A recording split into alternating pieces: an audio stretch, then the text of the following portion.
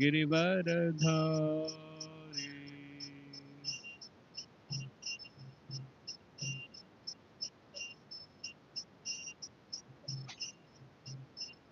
यशोदानंदन व्रज जन रंजना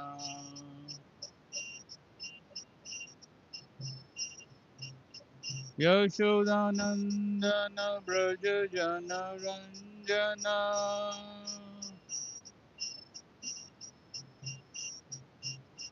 यमुनातीरावनचारी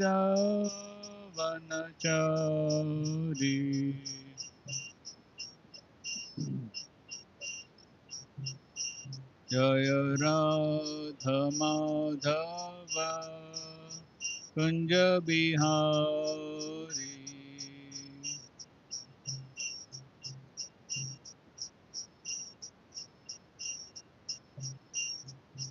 गोपी जन वल्लभ गिरिवरधारी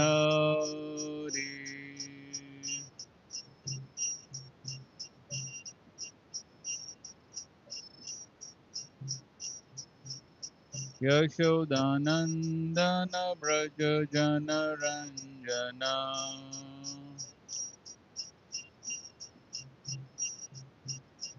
यशोदानंदन व्रज जन रंजना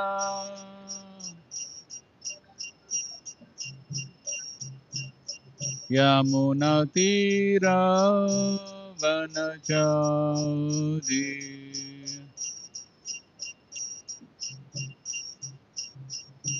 जय राधा माधव कुंज बिहारी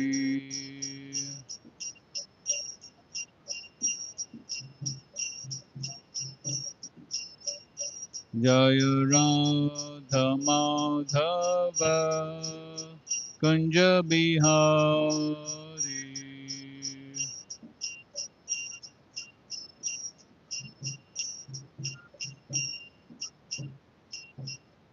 जय मिशबाद पर हम परिचार्य प्रभुपाद की ISKCON founder Sri BBD founder Sri Prabhupada की जय मिशबाद पर हम परिचार्य श्रीमद् भक्ति सिद्धांत संस्थापक श्री प्रभुपाद की अनंत कोटि वैष्णव वृंद की नामचार्य श्री हरिदास ठाकुर की प्रेम से कहो श्री कृष्ण चैतन्य प्रभु नित्यानंद श्री अद्वैत गदाधर शिवासादि गौर भक्त वृंद की श्री राधा कृष्ण गोप गोपीनाथ श्याम कुंड राधा कुंड गिरिवर्धन की वृंदावन धाम की मायापुर नदी धाम की जगन्नाथपुरी धाम की गंगा माई की यमुना माई की भक्ति देवी की Tulsi Devi Samved Gaur Bhakta Vrinda ki. All glories to assembled devotees, Hare Krishna. All glories to assembled devotees, Hare Krishna. All glories to assembled devotees, Hare Krishna.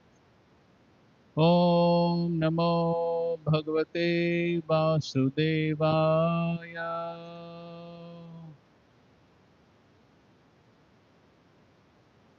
Om Namo Bhagavate Vasudevaya. Om Namo Bhagavate Vasudevaya.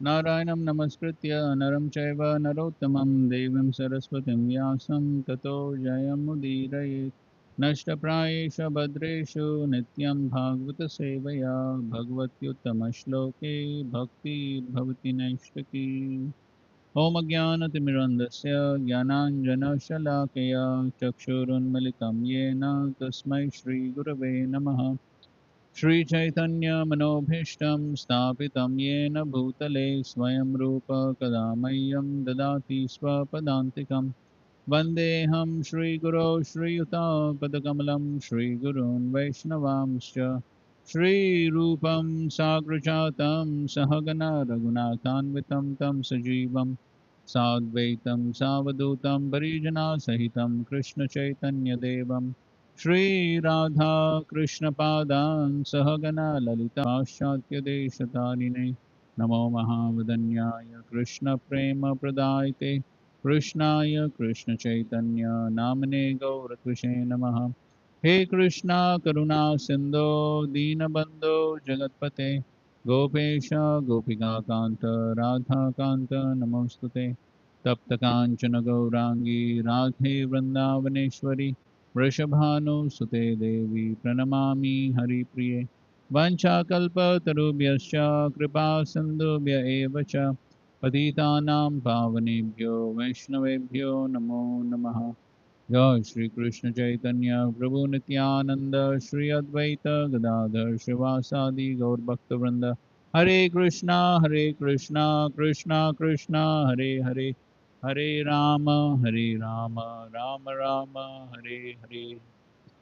Okay, so we're proceeding with chapter 3, Rishabh Dev's appearance.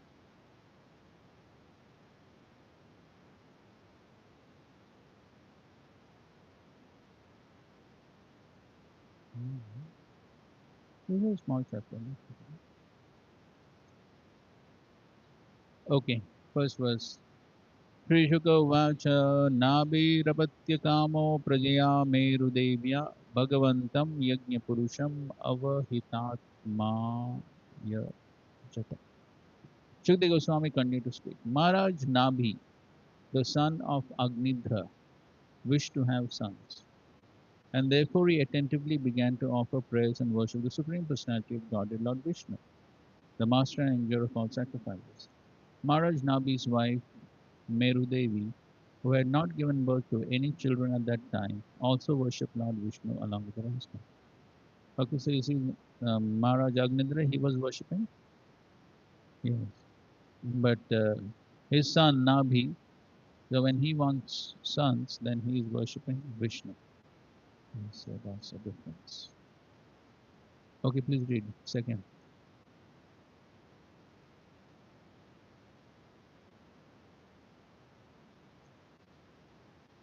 In the performance of sacrifice, there are seven transcendental means to obtain the mercy of the Supreme Personality of Godhead. First, by sacrificing valuable things or eatables. Second, by acting in terms of place. Third, by acting in terms of time. Fourth, by offering hymns. Fifth, by going through the priest. Sixth, by offering gifts to the priest. And seventh, by observing the regulatory principles. However, one cannot always obtain the Supreme Lord through this paraphernalia. Nonetheless, the Lord is affectionate to his devotee. Therefore, when Maharaj Nabi, who was a devotee, worshipped and offered prayers to the Lord with great faith and devotion and with a pure, uncontaminated mind, superficially performing some yajna in the line of pravargya, the kind Supreme Personality of Godhead, due to his affection for his devotee, appeared before King Nabi in his unconquerable and captivating form with four hands. In this way, to fulfill the desire of his devotee, the Supreme Personality of Godhead manifested himself in his beautiful form before his devotee. This body pleases the mind and the eyes of the devotees. Tasya hava shraddhaya vishuddha bhavi. So he performed this sacrifice with great faith and devotion, pure, uncontaminated mind, Vishuddha Bhavana. Okay. So, so there are these 10 factors which affect a sacrifice. Not 10, only 7. So what are they? Dravya, Desha, Kala, Mantra, Ritvik, Dakshina, Vidhana, Yoga.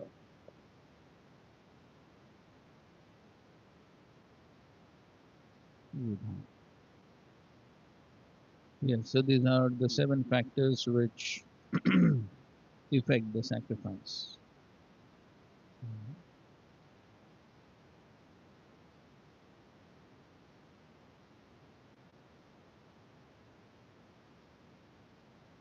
So just like in the Bhagavad Gita, Krishna is speaking about sacrifice in 3 modes. Mhm. So what does he say about sacrifice in 3 modes?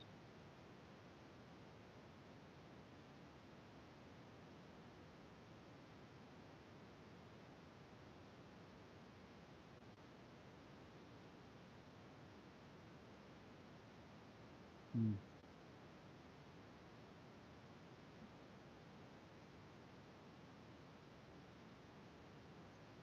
Those are common characteristics, symptoms of the three modes.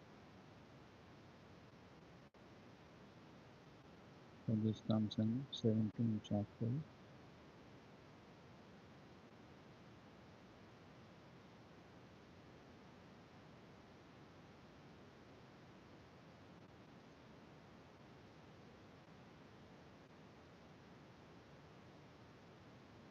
Mm.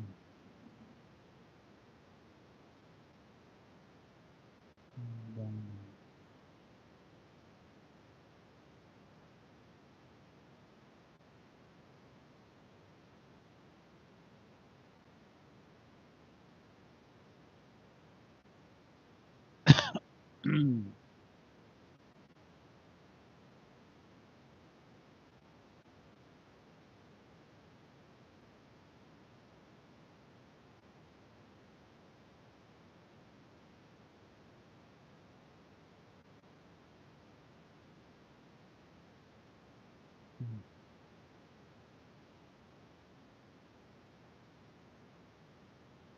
okay,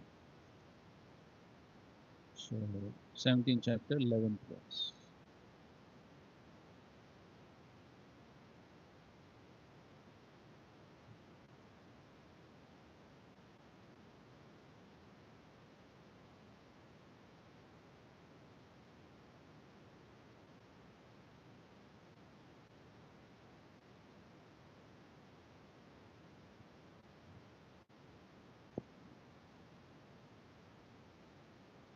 अफलाकाङ्क्षिभिर्यज्ञो विदिदिष्टो न य इज्यते यष्टव्यम् एवेति मनः समाधाय स सात्विकः. So this is mode of goodness. Of sacrifice, sacrifice performed according to the directions of scripture as a matter of duty by those who desire no reward is of the nature of goodness. So three important characteristics are Afalakangshibi, okay, desire for results. So no desire for result. Afalakankshi, no akanksha for the fruits. So we are also performing sacrifice, yajna, correct? What yajna we doing? Sankirtan yajna. And ultimately, whatever we do is yajna, right? Yes. So yajna means for the satisfaction of the Supreme. Yajna book, yajnapati. So whatever we're doing is for his satisfaction. So therefore, whatever we do is yajna, not only while chanting the holy names. Hmm. Every activity we do is for the Lord's satisfaction. So therefore, every activity that we do, we should try to do in this mood, afalakangshibi, if we want to rise to the mode of goodness. Hmm. So no desire for results for oneself. One can desire results for Krishna, but not for oneself. And vididishta according to the directions of the scripture. So whatever we do has to be in accordance to the directions of the scripture. Nothing whimsically done. So therefore, if there are doubts, one should consult the scripture, Guru, Sadhu, Shastra, and then only perform whatever one is doing. Hmm. So as we were reading some of the directions and instructions that Srila Prabhupada gave yesterday, we were reading. So like that, Srila Prabhupada has given so many instructions on so many different subject matters. So we should be aware of them. We should try to follow them. So if there are doubts, one should consult. That's how one will get purified and rise to the mode of goodness. Vidhi dishtaha. Ya ijjate yashtavyam must be performed. Eva iti mana samadhaya sa satvika.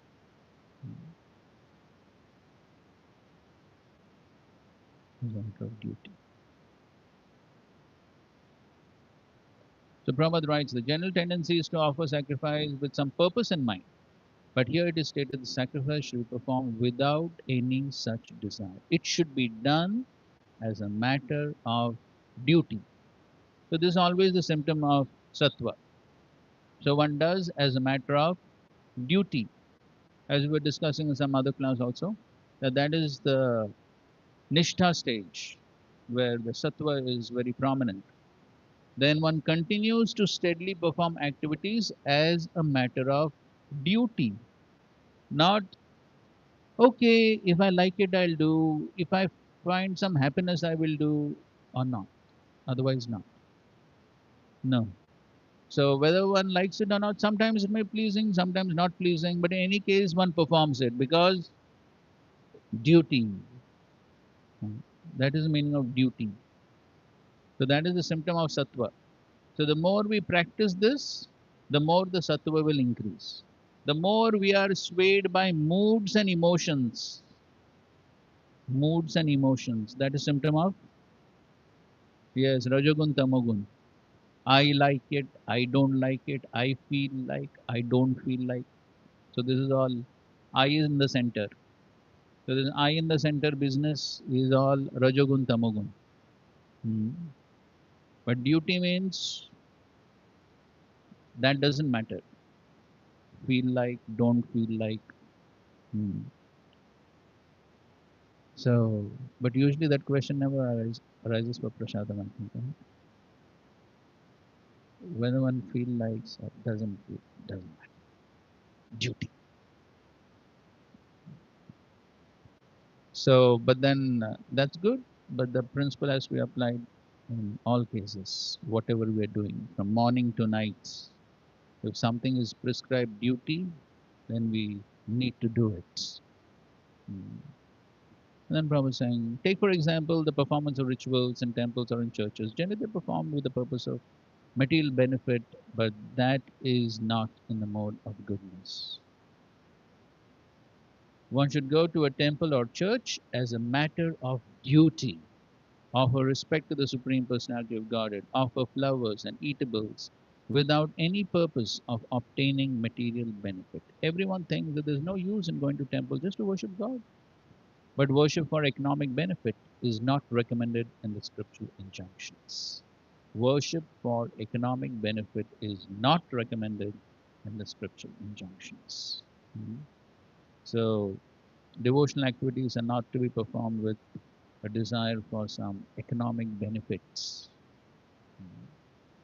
One should go simply to offer respect to the deity. That will place one in the mode of goodness. It is the duty of every civilized man to obey the injunctions of the scriptures and offer respect to the Supreme Personality of God. Mhm. And Rajagunas, अभिसन्धाय तु फलं दम्भार्थम् अपि चैव यत् इज्यते भरतश्रेष्ठ तं यज्ञं विद्धि राजसम्. So this is abhisandaya phalam. So there it was, aphalakangshibi. Here it is abhisandaya phalam, desiring the phal, desiring the results. So Rajagun means always the main focus is result for myself. So that is always the focus. If I get the result for myself, okay, I'll do it. If I won't get, who cares? And then dhamba artham, prides. So it's performed with great pride. I'm the doer. I'm doing this sacrifice. I'm doing this. I'm doing that. Dambartam apicha eva yat ijjate yagya viddhi rajasam. But sacrifice performed for some material benefit or for the sake of pride. Achieva Bharatas, you should know to be in the mode of passion. So some rituals to go to the heavenly kingdom. And then tamogun. Viddihinam asishtannam mantrahinam adakshinam shraddha virahitam yagyam tamasam parichakshate. So in tamogun, viddihinam. So in In Satvagun, what was mentioned? Vidhi dishtaha, according to the vidhi. Tamagun means vidhihinam. No vidhi, no following of any scriptural injunctions, whimsically done. Hmm. So, of course, we have told you some past times where Srila Prabhupada he would get very upset when people do things whimsically without any proper reference. Hmm.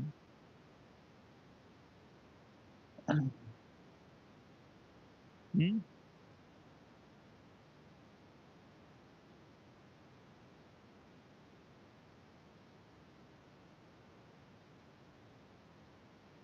I don't know.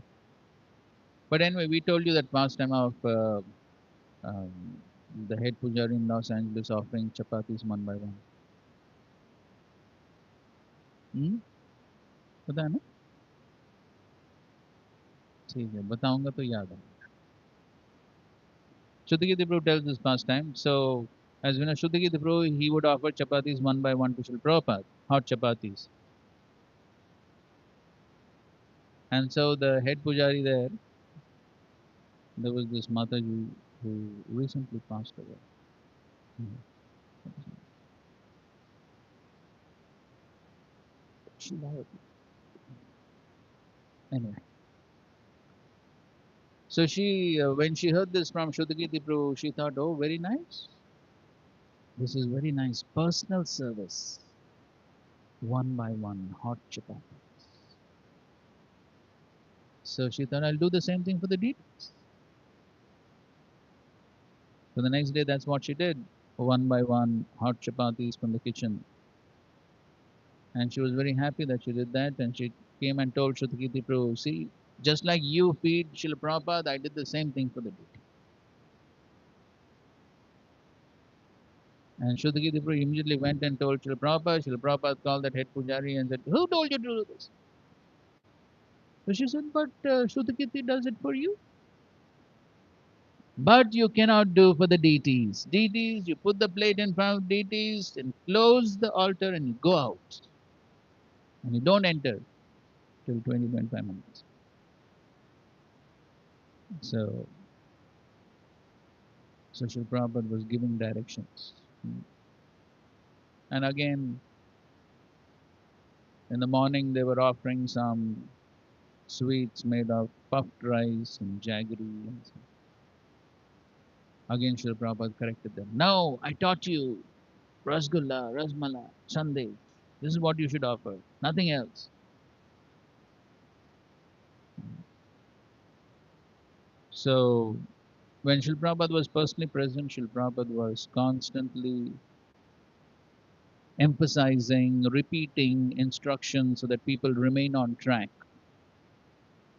And Srila Prabhupada himself said this is one of the main reasons I'm traveling all over the world, everywhere, to check whether everyone is properly following the standards. And of course, Srila Prabhupada instructed the GBCs and temple presidents to do the same. But for that, first of all, one should be aware of what are the proper standards. So therefore, at least one should be aware of what are the proper standards, whatever we are doing. Hmm.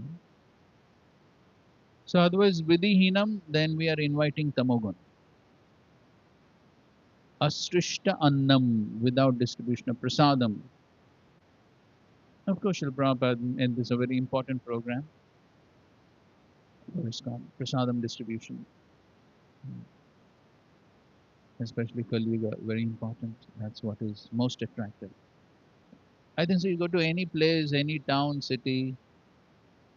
I don't know what would be the percentage of hotels and restaurants.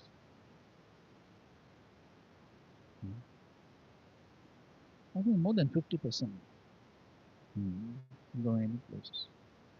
That's the main business, eating business. So same thing. We have to do it in Krishna service. So prasadam, mantrahinam, with no chanting of Vedic hymns. So the proper mantras need to be chanted, and so everything has to be accompanied with the chanting of Hare Krishna. A dakshinam, no remuneration to the priests. So that is some gratitudes for those who do the sacrifice. And Shraddha.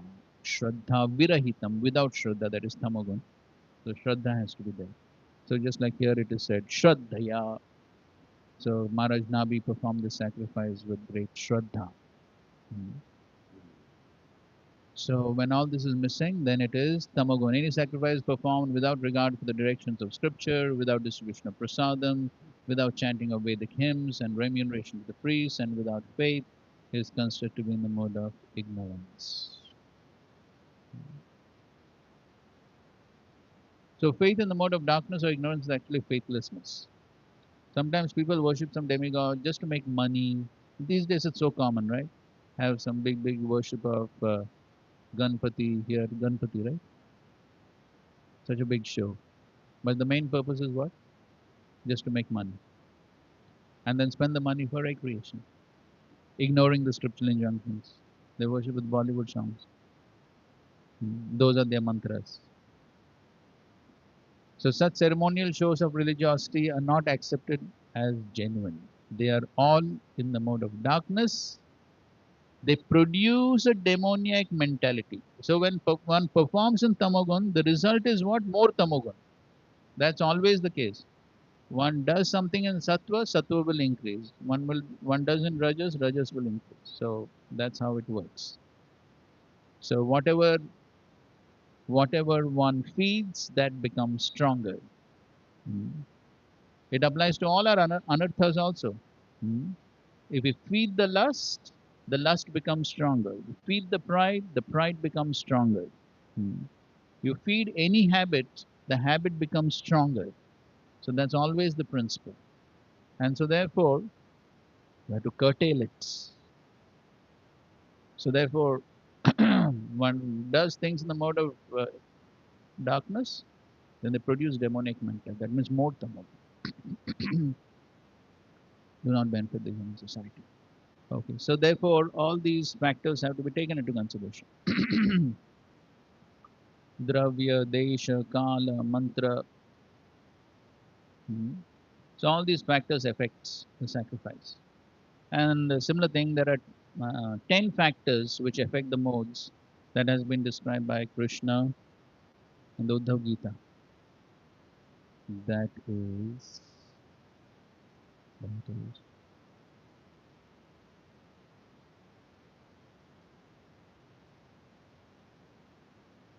11th canto,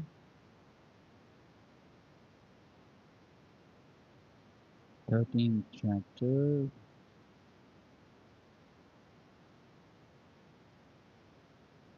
text, text number 3,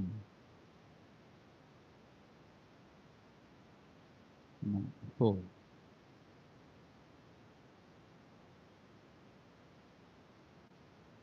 So, and when the third verse he says, religious principles strengthened by the mode of goodness destroy the influence of passion and ignorance.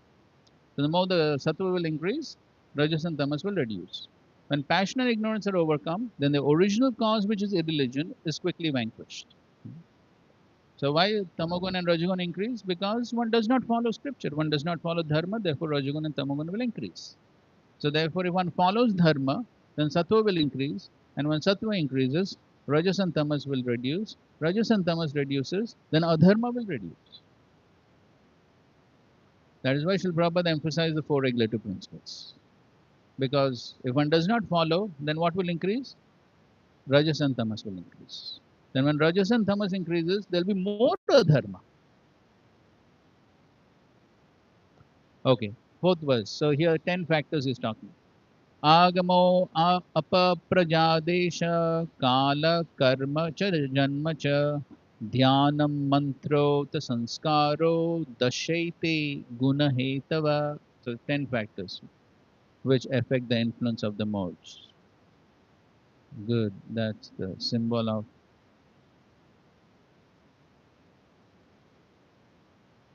Hare Krishna Sattva Rakho.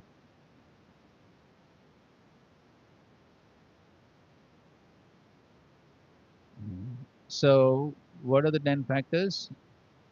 Agama, religious scriptures. Then Apa, water, water or any liquids.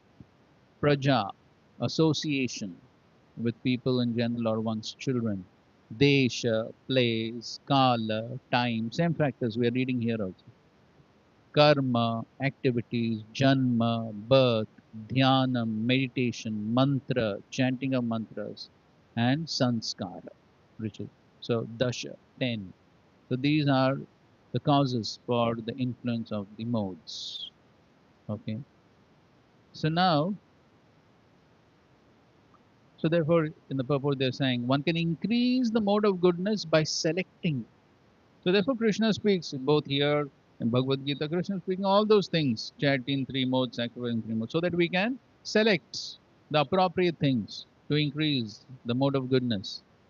So by selecting up religious scriptures in goodness, pure water, friendship with the other person, goodness, and so on, one should scrupulously avoid any of these 10 items that may be polluted by an inferior mode of nature. Among the 10 items I have just mentioned, the great sages who understand Vedic knowledge have praised and recommended those that are in the mode of goodness, criticized and rejected those in the mode of ignorance, and shown indifference to those in the mode of passion. Sixth verse. Read. Until one revives one's direct knowledge of the spirit soul and drives away the illusory identification with the material body and the mind caused by the three modes of nature, one must cultivate those things in the mode of goodness. By increasing the mode of goodness, one automatically can understand and practice religious principles, and by such practice, transcendental knowledge is awakened. Yes. So one should revive the knowledge about spirit and matter so that one can give up the misidentification with matter, material body and mind. So for that one must cultivate those things in mode of goodness. If one increase mode of goodness, then automatically one is able to practice spiritual principle. Mo sattva, sattvat sanjayate jnanam. Okay, so now in this purport they are describing those 10 factors. Take a read. One who desires to cultivate the mode of goodness must consider the following points. One should study religious scriptures that teach detachment from mental speculation and material sense gratification, not scriptures that provide rituals and mantras to increase material ignorance. Okay, so just like we know, Puranas are there in three modes. So therefore, then we have to focus on the Sattvic Puranas, Sattvic Shastras. Of course, as far as we are concerned, Prabhupada has emphasized Bhagavad Gita, Bhagavatam, and Chaitanya Charitamrita, so Nectar of Devotion. So whatever books we have been given, that is what we should read. And we should try, or not try, we should avoid all other books which have been written by materialistic people and other bogus people. And why? Because then what will happen? Yes, then we'll be influenced by Rajagun and Tamagun. So sometimes preachers land in this problem in the name of preaching. Mm. Read this thing and that thing. So one needs to be extremely careful. Actually, everything is there in Srila Prabhupada's books. But if at all there's a need, under guidance, one can occasionally maybe read something. But one should always remember one needs to be careful. Otherwise, even some of our own devotees in the past have got bewildered and even left the movement because of this. So therefore, one should always be very careful to mostly focus on Srila Prabhupada's books. Mm. So, so one needs to be careful. Okay, fine, continue. Mm. Such materialistic scriptures do not give attention to the Supreme Personality of Godhead and thus are basically atheistic. One should accept pure water for quenching thirst and cleaning the body. There is no need for a devotee to use Colognes. colognes, perfumes, whiskey, beers, etc., which are all polluted manifestation of water. Okay, so that is apa. So first is agama, second is apa. So apa means it refers to all these liquids. So so one should not use all these things which are polluted manifestations of water. Okay. Like we will use Vipra, it is more Ayurvedic. I think if it's natural, it's okay. Hmm. ठीक है आगे पर. The next is association. One should associate with persons who are cultivating detachment from the material world and not with those who are materially attached or sinful in their behavior. So association, I think so we've discussed many times on association. Asat Sangyag. Yes, So Vaishnava is one who gives up all types of unhealthy association, which is not conducive for one's practice of devotional service. One should avoid all such types of association. Hmm. So even though one may speak on scriptures, but still, if he is not bona fide, one should avoid because things may be done with a wrong mentality. And therefore, Srila Prabhupada hammered no hearing from professional reciters who are simply making a business, yes, livelihoods by speaking on the Bhagavatam, but they themselves have no faith.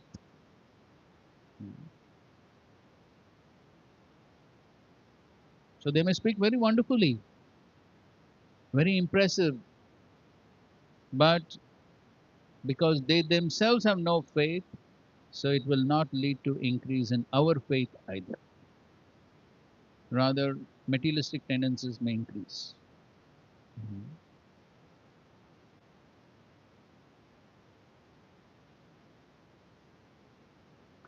In any case, so I heard this incident from one senior devotee.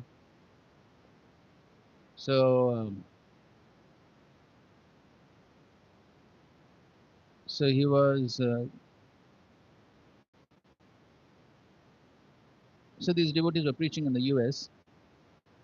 and they went to one university to get permission for doing the program. And so they met various professors of various departments, and they told the devotees that you can get permission to conduct programs only if the head of the religious studies department gives permission. So, so you have to go and take permission. Okay. So they went to this head of religious studies, and he was a Christian, and he was a very prolific speaker,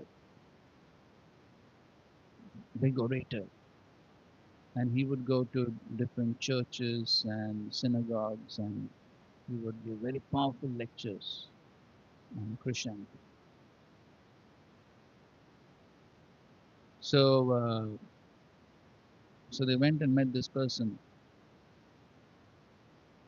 and they presented what they're going to preach, Bhagavad Gita, Bhagavatam.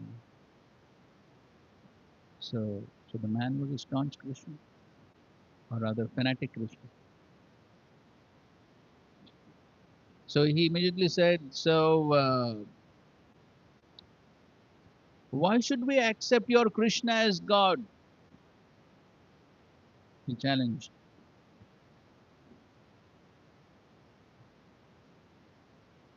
So, so the devotee started explaining, and he also was a powerful person. So he had his own arguments. So sort of debate went on for many hours, and no conclusions, only arguments. So anyway, after some time, the man said, "Okay, maybe y'all can come back tomorrow. We'll discuss tomorrow." So then, okay. So the devotees were determined to get the permission. So they came back the next day. So The next day, so they went to the man's office, and so what the man was doing is quite amazing. So the man in his office, he was lying completely naked, and there was this artificial sun, some huge lamps like artificial sun for tanning the skin. Americans, they want to tan the skin because they think looking too white is not so beautiful. So that's always the problem. Nobody is satisfied with what they have.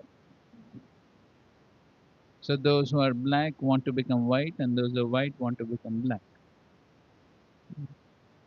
No satisfaction. That's the problem. So in any case, so this man is trying to tan his skin, and he was lying like that in the office. And so these devotees were called in, and they were mm, totally baffled. They were shocked, and the man called them in. So these devotees were feeling very uneasy.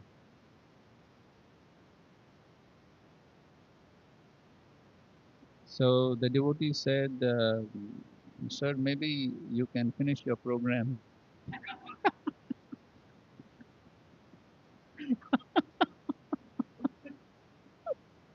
We'll come a little later."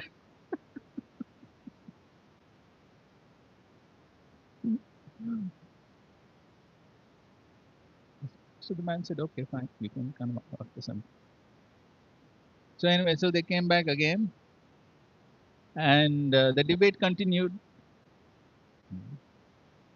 The debate continued again for a few hours, and then, but in any case, our devotees also were sufficiently convincing and powerful in their presentation. So, so the man was, in one sense, almost defeated in his arguments. Mm. And at the end of that, this man, he called one of the devotees in private, and he told him, actually, since so many years, I've been speaking on the Bible, on Christianity, everywhere. But the fact is, I do not believe a single word I speak. I do not believe in God. I do not believe in anything. I only speak because it is a profession.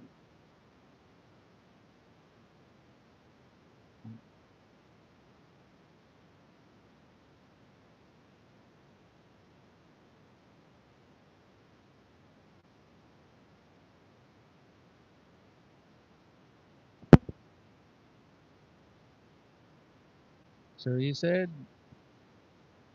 actually, for me, it makes no difference who you consider God is. I don't believe in anything. I simply speak because it is my profession, and they tell me to speak, so I speak.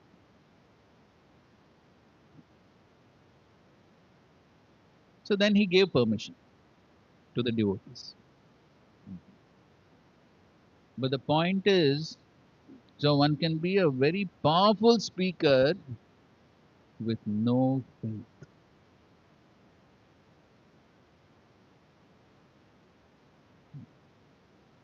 So anybody who has a little talent and skill can speak. There's no big deal in speaking. Anybody can speak. Mm. So many politicians speak, big bhashan. How much they even understand what they speak, only they know. Usually somebody else writes and gives them.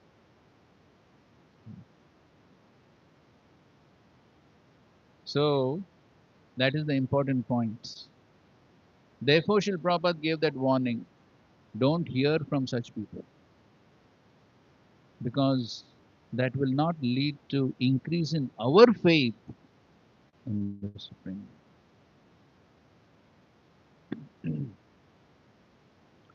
Atul Krishna Prabhu tells a similar experience which he had. Namaipur Atul Krishna Prabhu. So he says once he was in Nepal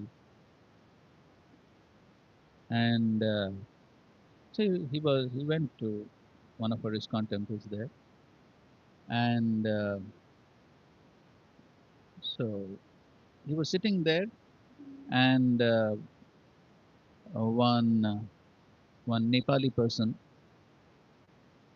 he also came out there with one or two disciples of his disciples followers and so he was quite a young person um, and so he was dressed in a sort of a religious dress and uh, and so he also was sitting there and so seeing Atul Krishna Prabhu also in a devotee dress so then he started conversing with him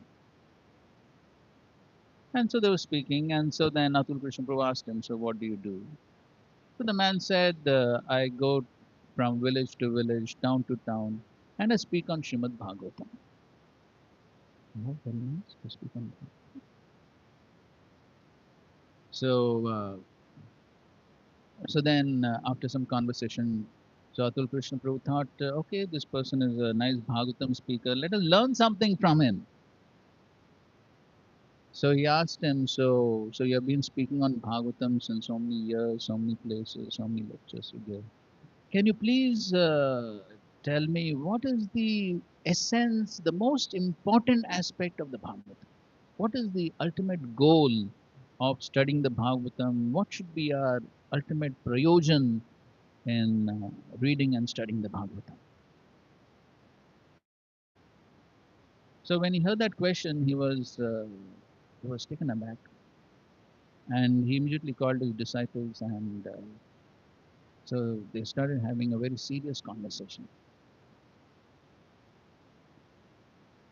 and they were discussing something. And after 7 minutes or so, the man turned to Atul Krishna Prabhu and said, Sir, actually, I've been giving so many lectures on Bhagavatam, but really I do not know what is the goal of the Bhagavatam. Well, I speak, but I really don't understand much. So these are called as what? Professional reciters, which Prabhupada heavily criticizes in so many of his purports. And so, in India especially, there are many people in that category. So therefore, we should be careful not to hear from them. And most people who speak, they hardly understand philosophy. All hodgepodge. Somehow speak some mundane moral principles, tell some stories from Bhagavatam, tell some stories from here and there, entertain the people with some jokes. And as Srila Prabhupada says, after that, collect money, shoes, umbrellas, clothes, collect all these things and go. That is the main thing. Business. So, so therefore, as devotees, we need to be careful. Otherwise, we hear some of our devotees also, they go and sit to get some spiritual entertainment. They got sufficiently bored in ISKCON. So they want some spiritual entertainments. So they go. We have heard from authoritative sources. So therefore, we should not fall in these traps. Others would be contaminated by that association. Okay, fine, read. So that's about association. One should live in a solitary place where devotional service is practiced and discussed among Vaishnavas. So solitary place means? Temple. Um, yes, where there is association of Vaishnavas, that's a solitary place. No satsang. Okay, then Desh. Hmm. So One, that was Praja, association, Praja. Then next is Desh. one should not be spontaneously attracted to busy highways, shopping centers, sports stadiums, and so on. So the place also matters. Place. So as we know very well, Prabhupada told, which place? Tamagon? Yes, brothels and Pubs. liquor houses. Rajagun, cities in general, and yes, forests in Sattva and temples in Shuddha Sattva. So the place matters. There is one purport, if you remember in the fourth canto, there's one purport where Srila Prabhupada writes, one gets sinful reactions by eating in a sinful place. You know that? So, not just eating sinful food, but just by sitting in a sinful place and eating there, one gets affected. That's how subtle the nature's laws are.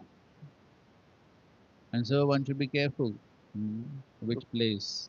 regarding this professional reciter, uh, so there is a chapter also, glorification by professional reciters. Prabhu Maharaj. So, So you go and read the chapter again. Then you will know who are those professional reciters.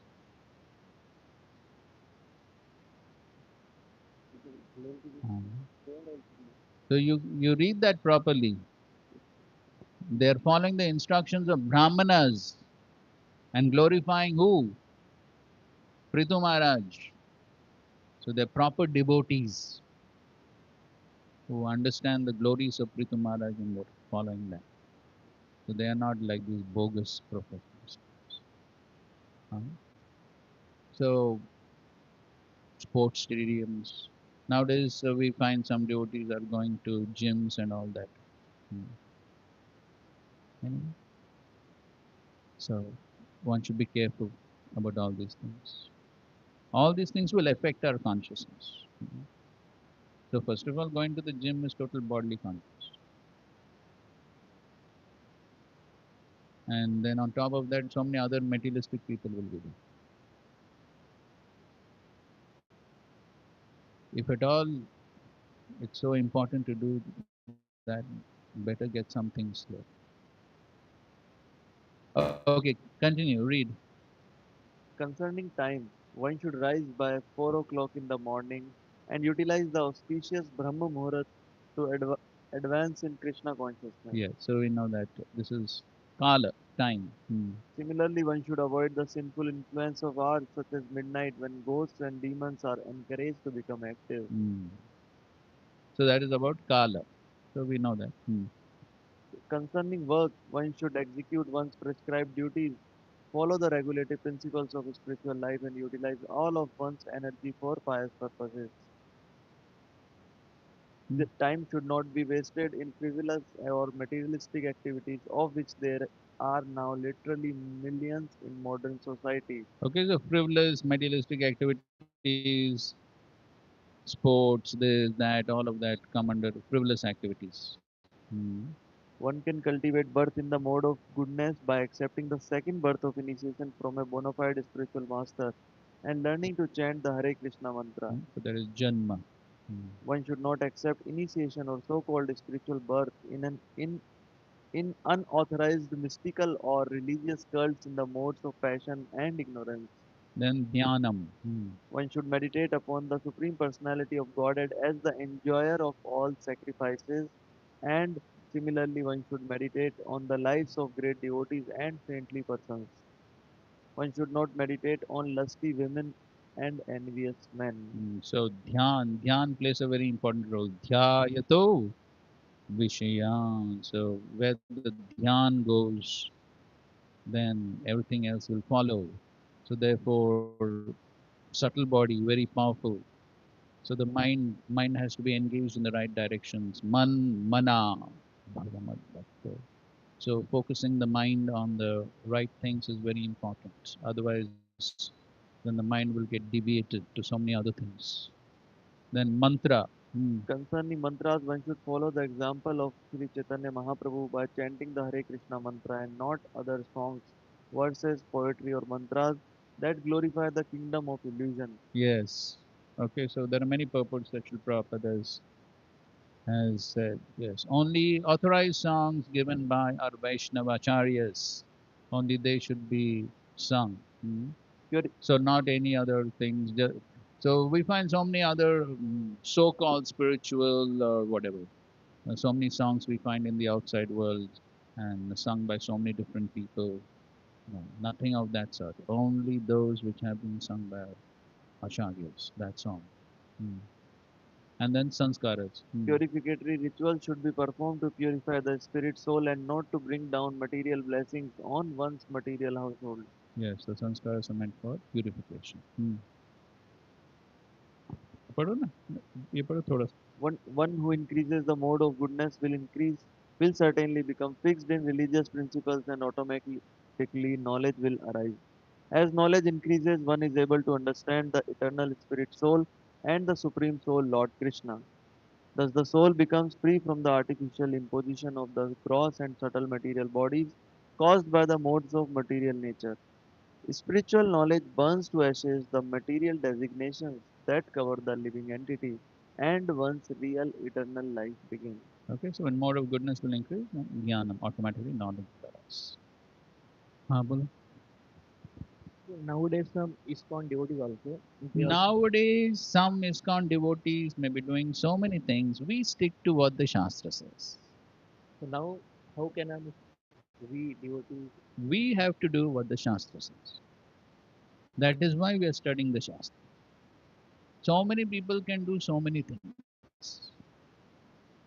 Sometimes it is authorized also, Prabhuji. In some authorized temples like. What is authorized is found where? What are the three pramanas? Guru, Sadhu, Shastra. That's all. That is what is authorized. It does not, it doesn't, just because some devotee is doing something, just because some temple is doing something, just because someone is doing something, he may be big, small, whatever. We have nothing to do with all that. One does not become authorized just because he's popular. One doesn't become authorized just because he's famous. One doesn't become authorized just because he has many YouTube followers. One doesn't become authorized just because he's in a big temple, which is famous. One becomes authorized by following Guru, Sadhu, Shastra. That is our praman. This is also one of the Kali Yuga symptoms. Anyone who's popular becomes a leader. Who was telling? Somebody was telling in some class. I don't remember. So, in some country there was so they so somehow the previous prime minister or president was thrown out for whatever reason, and they were trying to elect a new leader, prime minister, president, and so but they could not really figure out who would be the best person, and so they were confused. And so there was some sports event, you know that. Anyway, I don't know the details, I don't remember the details. So there was one big sports event, and so there was one player in that sports event who really did very well, and so all the thousands of people in the audience, they cheered that player, and at the end they declared, this should be our prime minister.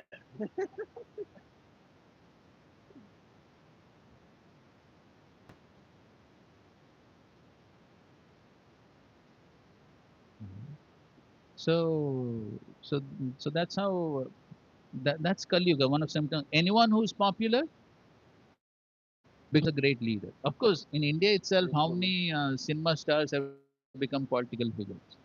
So many of them, correct? So, cinema stars who are doing all the sinful activities, breaking all the regulative principles, just because they're popular, they're elected and they become leaders. So that's what Prabhupada says. All Shudras, then elect one big Shudra. That's all. So the point is, just because somebody is popular does not mean that whatever he says is perfect. No, everything has to be checked according to Guru Sadhu Shastra. That doesn't make him authority just because he's popular.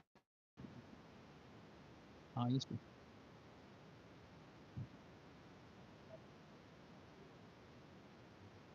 That they are truthful. Mhm.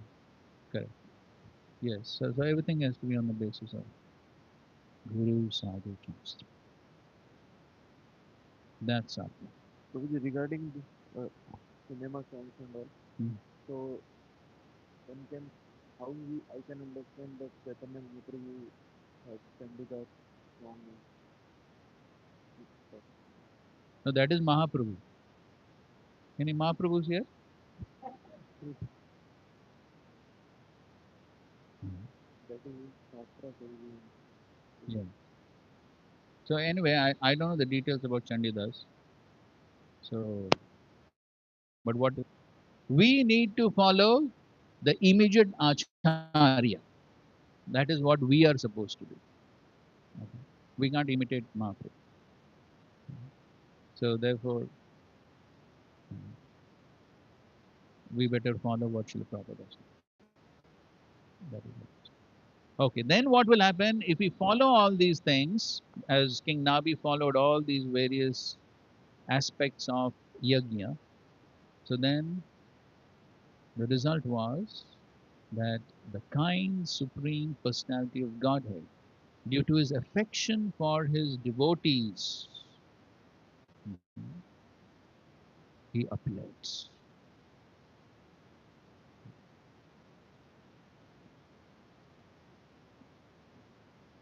As it is mentioned here, Grihita Hridaya, the Lord's heart was captivated, was attracted by Maharaj Nabi and the priests who were doing the sacrifice. Hridaya Angamam. So the Lord appeared in a very captivating form, very beautiful form. His body pleases the mind and eyes of the devotees. Okay. Prabhupada is quoting Bhakti Amama Janaki. And in the next paragraph he writes, although Maharaj Nabi performed prescribed duties and sacrifices, it should still be considered that the Lord appeared before him not due to his sacrifices, but because of his devotional service. That's the main reason why the Lord appeared, not because of the sacrifice. Then there are a few verses describing the beauty of the Lord. Please read.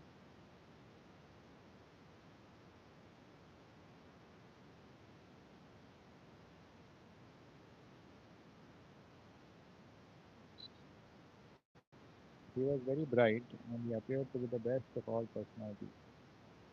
Around the lower portion of his body, he wore a yellow silken garment.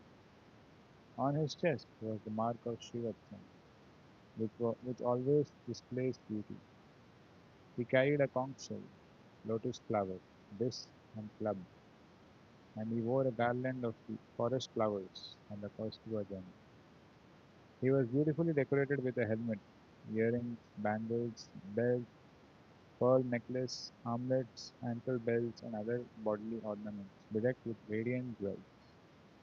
Seeing the Lord present before them, King Nabhi and his priests and associates felt just like poor people who have suddenly attained great riches. They received the Lord and respectfully bent their heads and offered him incense. So they felt like adhana eva uttama dhanam upalabhya. So they felt like poor people all of a sudden getting uttam dhan, great wealth.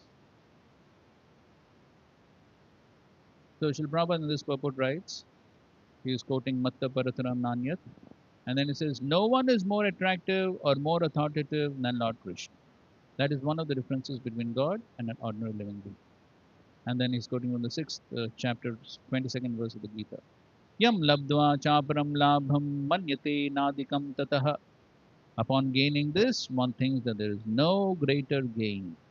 When one realizes God and sees the Lord face to face, one certainly thinks that he has gained the best of all things. Rasopyasya param drishtva nivartate. When one experiences a higher taste, his consciousness is fixed. After seeing the Supreme Personality of Godhead, one ceases to be attracted by anything material. One then remains steady in his worship of the Supreme Personality of Godhead.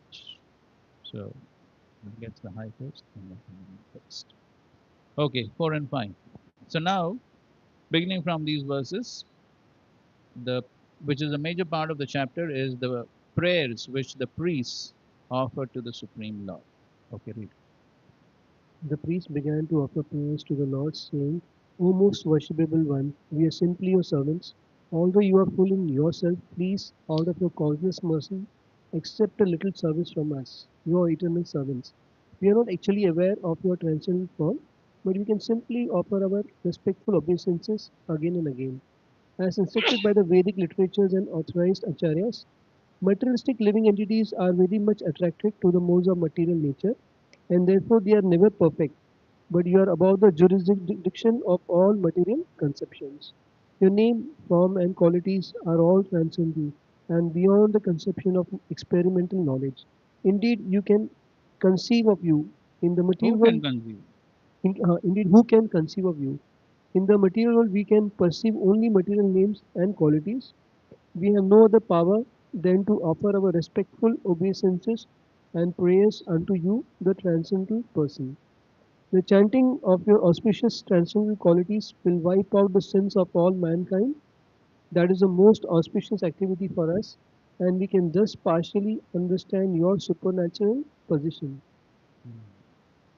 So in this way, they're glorifying the Supreme Lord. Okay, just read this. Vishnu Prakash commentary.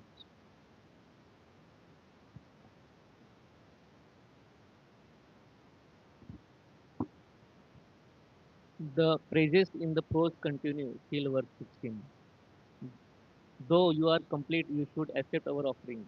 Since we are following the path of bhakti, yoga, anupathanam, though we do not request to attain you directly, since we have material desires to fulfill, we have trace of bhakti. Therefore, out of affection, accept our offering. We are following your path. This much we have and not more. Thus, we repeatedly offer you respect. This has been taught by the devotees to us. We do not know the methods of worship and glorification, but you are my learned devotees. So the Lord may say that, but you are my learned devotees. You know everything. Why What? do you Hmm. hesitate to praise me? They reply.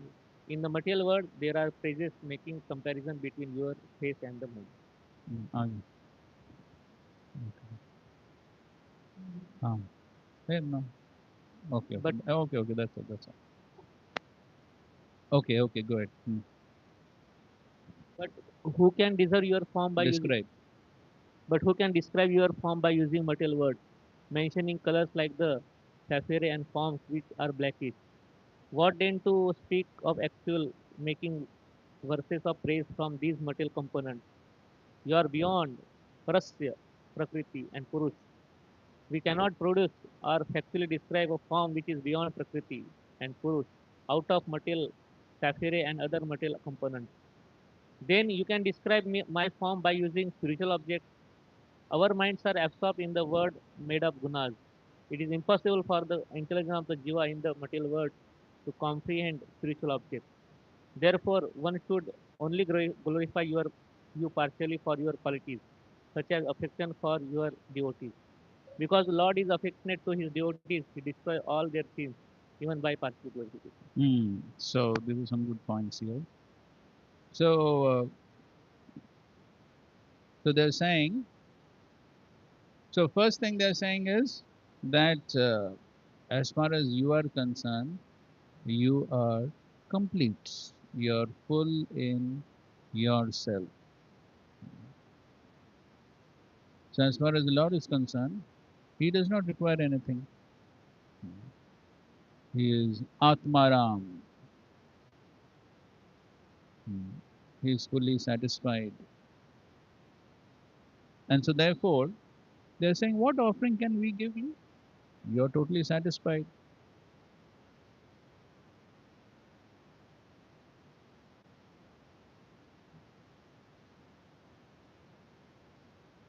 So, but they're saying, important point, they're saying, Anupathanam.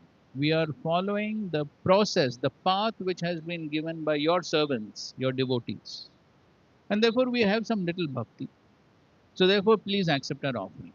And so, even though you do not require the offering, and we are also not very qualified, but we are following the path, we are following the process which has been given by authorized devotees. Therefore, we are saying we have a little bhakti. Therefore, you please accept our offering. Hmm. So that is an important point. So the qualification comes from, yes, following.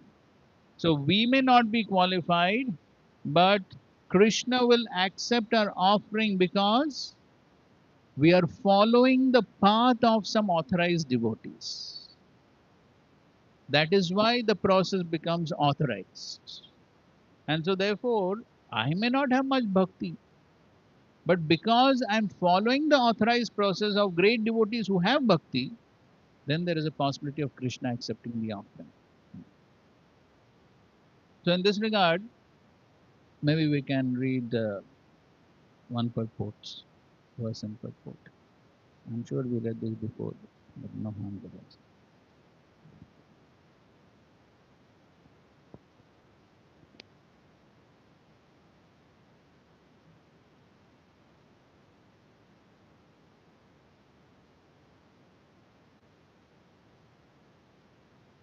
So this is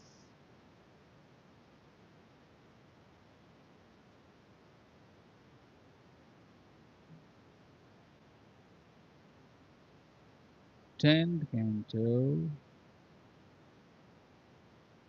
second chapter, text 31. This is a very important verse.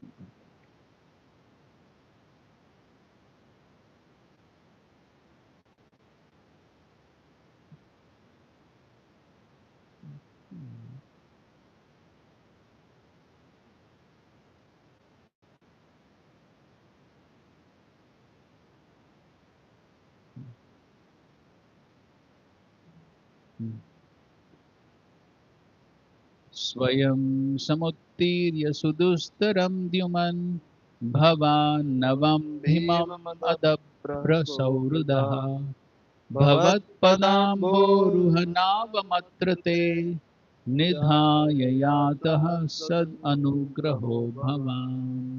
Okay, read.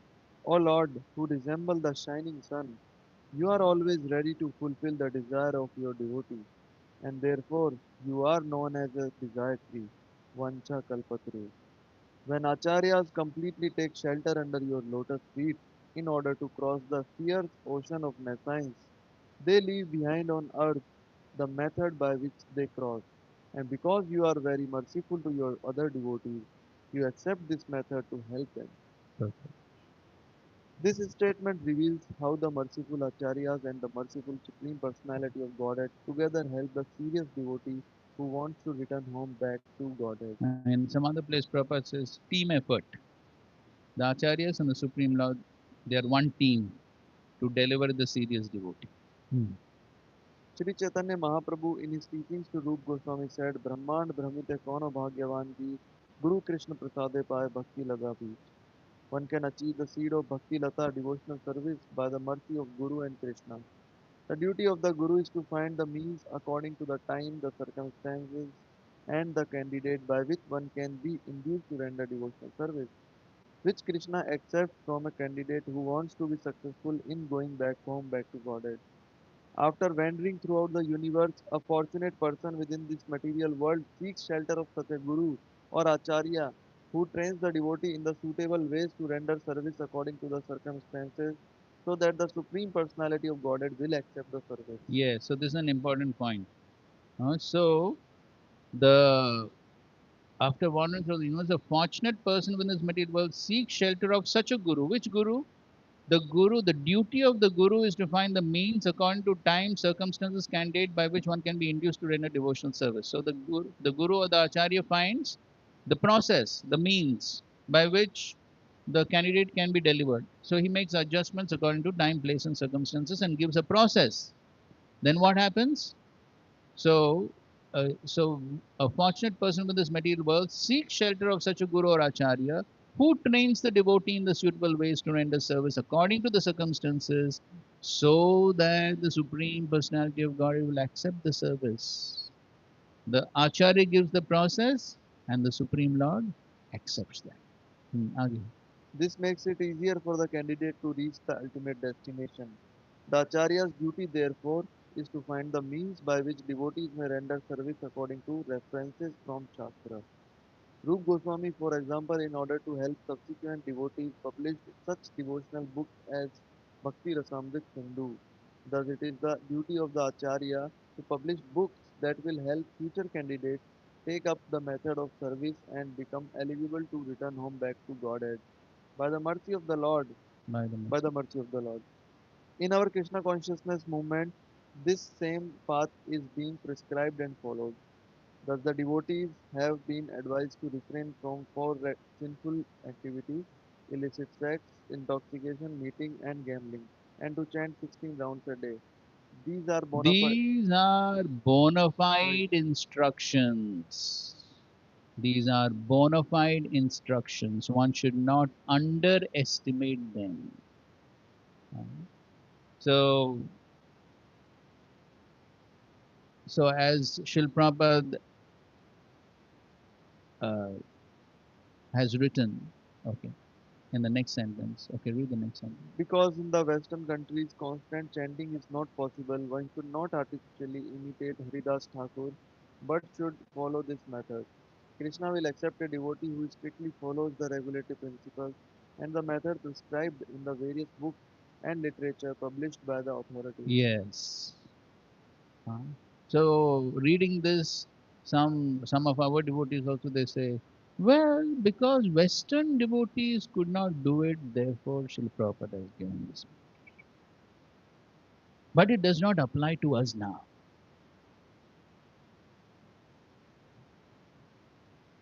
Is that the case? Of course, now as we were discussing yesterday also, now we see what is the situation in India also. Indians are also having sufficient struggle chanting just 16 rounds.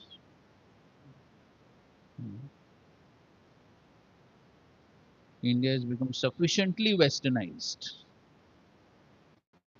So therefore, these rules are applicable for everyone.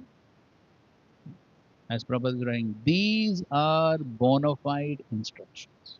Of course, Srila Prabhupada himself said, if somebody can chant more than 16, at the same time rendering all services, no problem. You can chant any number, there's no problem. But minimum is 16. But how many are able to do even minimum 16 properly? How many are able to do? Huh? Yesterday we were discussing, no? People are chanting on clicker and this and that. Huh? They're not even able to do 16 properly. What to speak of more? That is the situation. But what is important is to have this faith. Krishna will accept a devotee.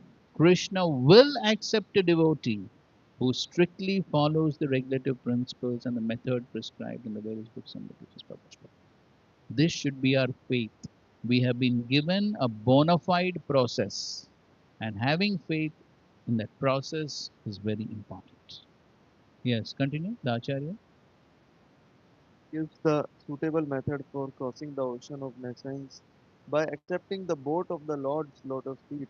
And if this method is strictly followed, Strictly followed. Method has been given, it should be strictly followed. the followers will ultimately reach the destination by the grace of the Lord. Yes, the followers will ultimately reach the destination. There's no doubt about it. They will ultimately reach the destination. But What's the condition there? But Strictly strictly follow, followed. strictly follow. The method has to be strictly followed. Then they will reach the destination by the grace of the Lord. The Lord accepts the process which has been given by the Acharya. This method is called Acharya Sampradaya. It is therefore said, Sampradaya Vihina ye mantraste nishphala mata. Padma Puran. The Acharya Sampradaya is strictly bona fide, therefore one must accept the Acharya Sampradaya. Otherwise one's endeavor will be futile. Srila Narottam Das Thakur therefore sings, तादेर चरण सेवी भक्त सनिवास जन्म जन्मे हाय Abhilash. One must worship the lotus feet of the Acharya and live within the society of devotees. Then one's endeavor to cross over nescience will surely be successful. Yes. So that is what they are also saying. So these priests at the sacrifice, they're also saying, yes, we don't have the much bhakti, but we are following the process that has been given by some previous servants of the Lord. Mm, see. Okay, so that is anupathanam. Mm. And the other point, they say they're glorifying the Supreme Lord. Ishwarasya parasya prakriti purushayo, your paraha, you're transcendental to the three modes. And so therefore they are saying that mm,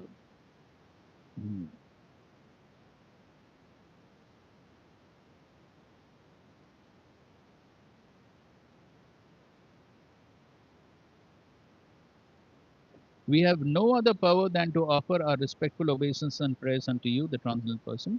The chanting of your auspicious transcendental qualities will wipe out the sins of all mankind. Okay, sorry, before that. Um, You are above the jurisdiction of all material conceptions. Your name, form, qualities are all transcendental, beyond the conception of experimental knowledge. Indeed, who can conceive of you? In the material world, we can perceive only material names and qualities. We have no other power than to offer respect of his praise unto you. So that is what Vishwanath Thakur is explaining. So he is explaining that in this world we find there is mostly to describe the Supreme Lord's qualities, glories. What are used are material analogies, correct? Material analogies are used, like what all material analogies are used for describing the beauty of the Lord? Lotus, huh? Moon, then bumblebees. Yes. So all material examples are used. Why? Because we can understand only material things. Or they're saying that maybe sometimes precious stones like sapphires and these things may be used. So then, so they are saying we can, why? Because we understand only material things. We can give only material examples to describe the Lord. So then he's saying we cannot produce or factually describe a form which is beyond Prakriti and Purusha, out of material suffice and other material components, because we have no conception of something which is not material. Therefore, we can only describe you with material examples. Hmm. Our minds are absorbed in the world made of gunas. It is impossible for the intelligence of the jiva in the material world to comprehend spiritual objects. Therefore, one should only glorify you partially for your qualities. So we can never glorify you completely.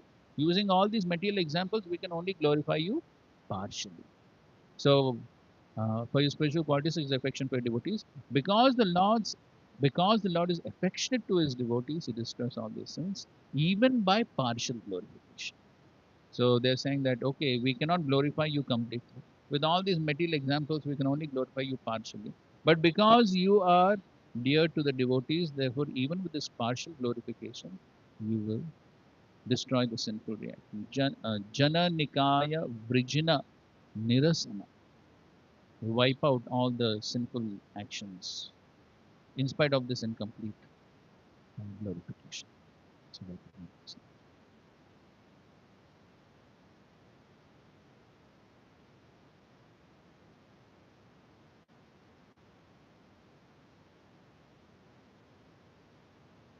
in the purport, Srila Prabhupada writes, even the impersonal Shankaracharya says, Narayana Praviktat, Narayana, the Supreme Personality of God, is beyond the material conception. We cannot concoct the form and attributes of the Supreme Personality of Godhead. So we have to accept what is given in Shastras, Chintamani, Prakara, Sadma, Sukalpa, Vriksha. So all these descriptions are there. in the Shastra, and that is what we have to accept. And then, if we, in this way, if we worship the Supreme Lord, अतः श्री कृष्ण नामादि न भवेत् ग्राह्यम् इंद्रिय सेवोन्मुखे हि जिह्वादौ स्वयं एव स्फुरत्येव. Similarly, when we are engaged in the Lord's devotional service, the Lord reveals Himself to us. Sevanmukhe jivado swayam eva sfuryate. This is the only way to understand the Supreme Personality of Bhakti Anand. Okay, fine. Sixth verse, please read.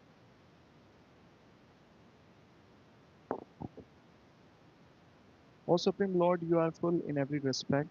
You are certainly very satisfied when your devotee offer you prayers with faltering voices and in ecstasy.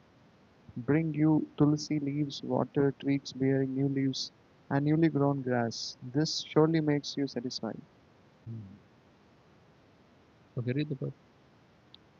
One does not need great wealth, education, or opulence to satisfy the Supreme Personality of Godhead.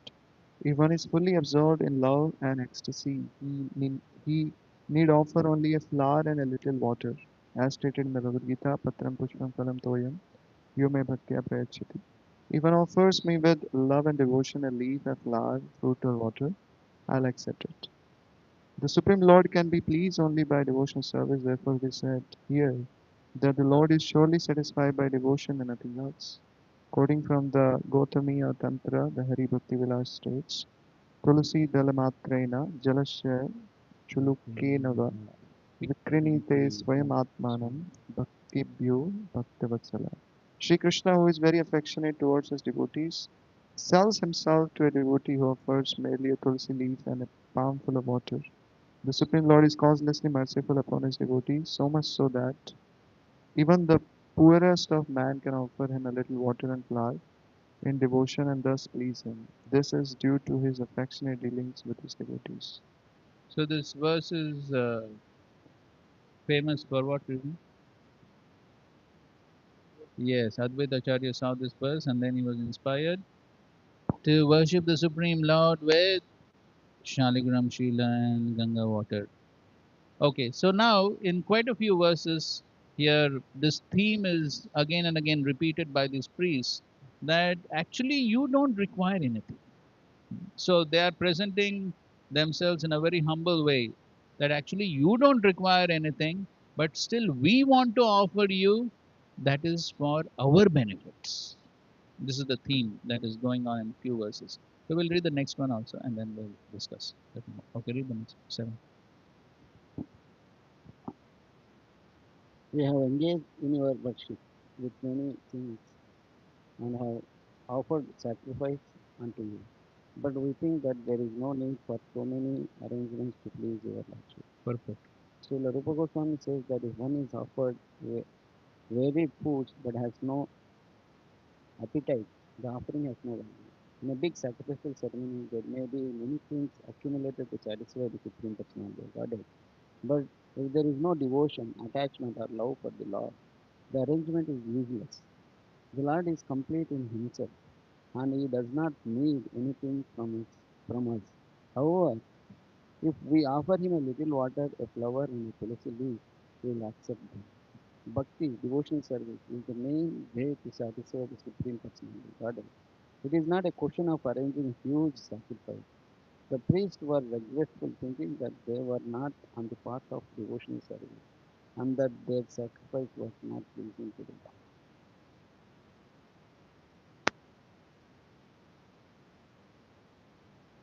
Hmm. So who's the person who offered a big feast but Krishna said, I'm yes. I have no appetite. So that is what they're saying here. Rupa Goswami says if one is offered varied foods but has no appetite, the offering is no value. Hmm. So similarly, as far as Supreme Lord is concerned, he does not require anything. But the Supreme Lord is attracted towards bhakti, devotion. Hmm. Now the next verse also the same thing. Okay, read the next one. All of life's goal and opulences are directly self-sufficiently, unceasingly and unlimitedly increasing in you at every moment. Indeed, you are unlimited enjoyment and blissful existence itself. As far as we are concerned, O Lord, we are always after material enjoyment. You do not need all these sacrificial arrangements, but they are meant for us so that we may be benedicted by your Lordship. All these sacrifices are performed for our future results, and they are not actually needed by you. Purpose. Being self sufficient, the Supreme Lord does not need huge sacrifices. Fruitive activity for a more opulent life is for those who desire such material opulence for their interest. Yajnatra karmanonyatra loko ayam karma bandhana. If we do not act to satisfy the Supreme Lord, we engage in Maya's activities. We may construct a gorgeous temple and spend thousands of dollars, but such a temple is not required by the Lord. The Lord has many millions of temples for his residence, and he does not need our attempt. He does not require opulent activity at all. Such engagement is meant for our benefit. If we engage our money in constructing a gorgeous temple, we are freed from the reaction of our endeavors. This is for our benefit. In addition, if we attempt to do something nice for the Supreme Lord, he is pleased with us and gives us his benediction. In conclusion, the gorgeous arrangements are not for the Lord's sake, but for our own. If we somehow or other receive blessings and benedictions from the Lord, our consciousness can be purified and we can become eligible to return home back to Godhead. Yes. So in all these verses, these priests are focusing on the same theme, and that is the Lord does not require our service. Who require? We require. For what? Purification. Okay. So now we will go to Prahlad Maharaj's prayers,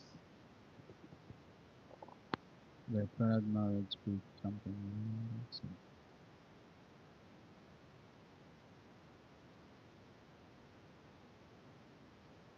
So this is 7th canto, 9th chapter,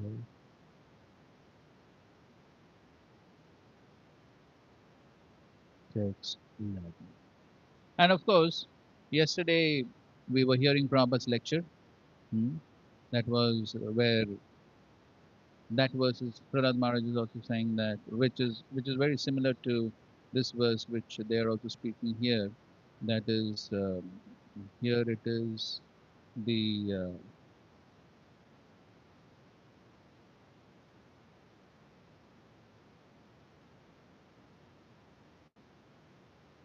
one second.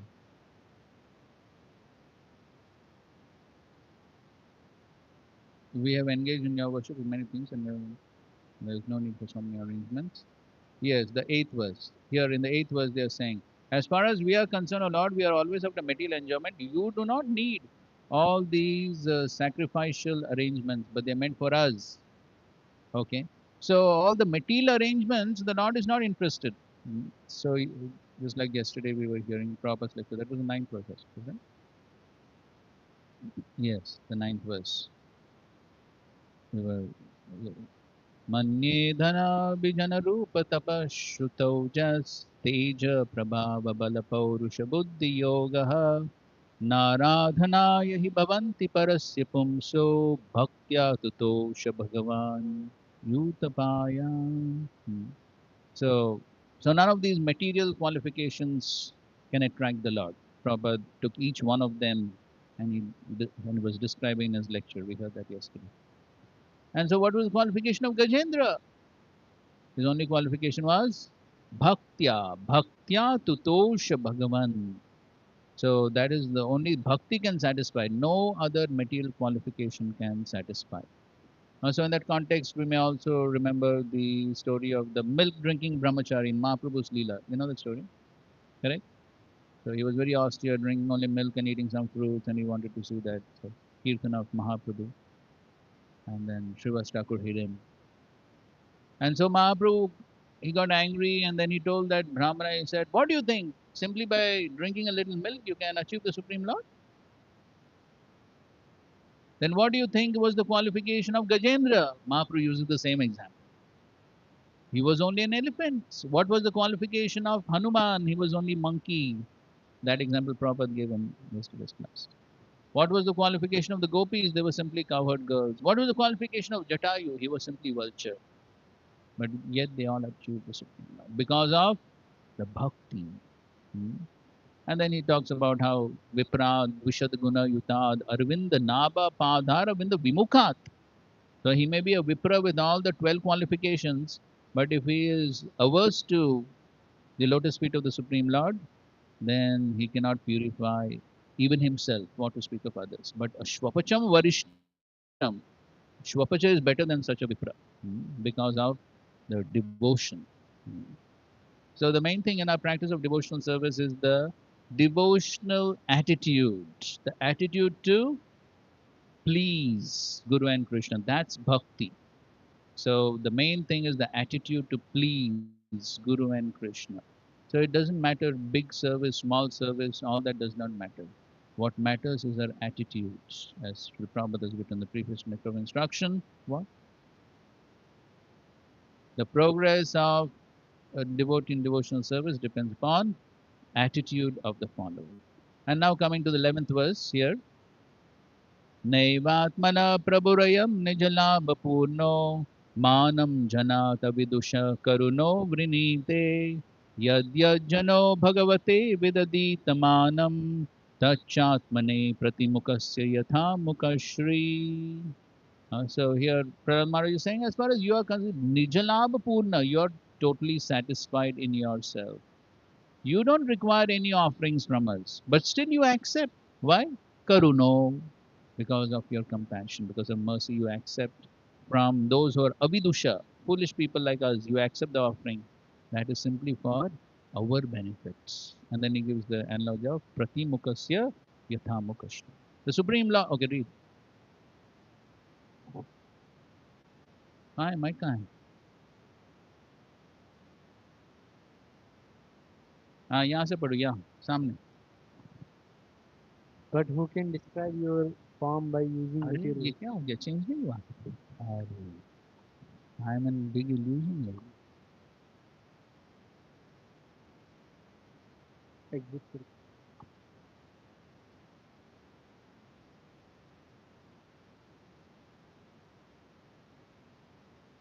Now The Supreme Lord, the Supreme Lord, the Supreme Person of Godhead is always fully satisfied in Himself. Therefore, when something is offered to Him, the offering by the Lord's mercy is for the benefit of the devotee. For the Lord does not need service from anyone.